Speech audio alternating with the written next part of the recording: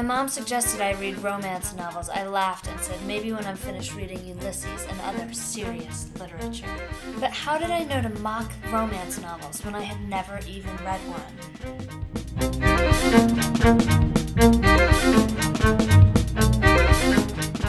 Once upon a time, reading, especially when done by women and the poor, was considered dangerous, revolutionary, and powerful.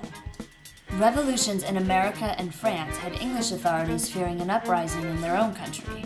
Controlling the media and limiting access to it was a way to prevent rebellious ideas from spreading.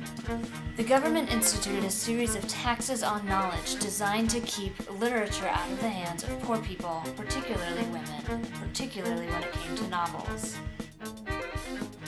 When these taxes failed to work, they tried peer pressure instead. Shame. Only stupid women read those books. Fear. You'll die a spinster waiting for Prince Charming. Confusion. You don't really believe that, do you? Scorn. Oh, it's one of those books. This attitude of scorn and shame has been unwittingly passed down from generation to generation. But what is so dangerous about romance novels? Well, for one thing, they depict stories of women choosing to live and love to a higher standard, and they're rewarded for it in the end.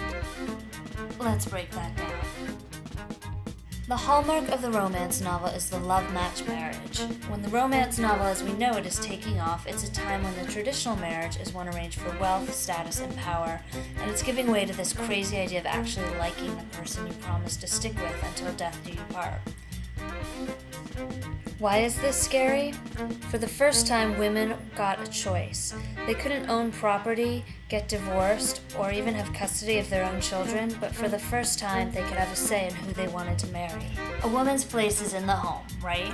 First it's her family's and then her husband's. An exception are those few years when a gal is in search of a husband.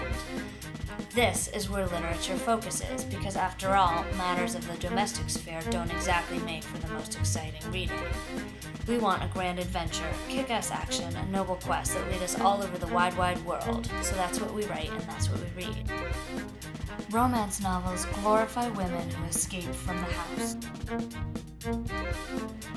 Like today, romance novels outsold serious literature.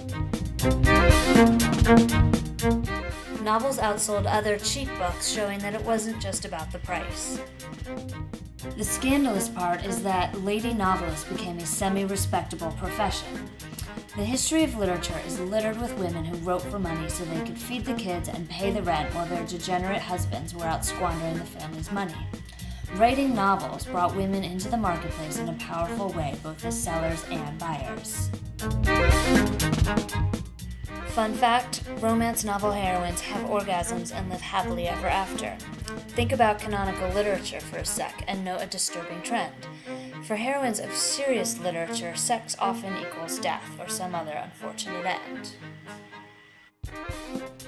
When you're trying to stop a revolution, the last thing you want to do is glorify women that get shit done. Romance novel heroines live and love to a higher standard. If something needs doing, she's gonna do it. If there's a villain at the end of the dark alley, she's after him. If it's a bossy alpha male, she's gonna give him orders. She's not afraid of her own power. And by the end of the novel, she'll also love herself just the way she is. Like the Dowager Duchess in the corner of the ballroom, the happy ending is the arbiter of good behavior.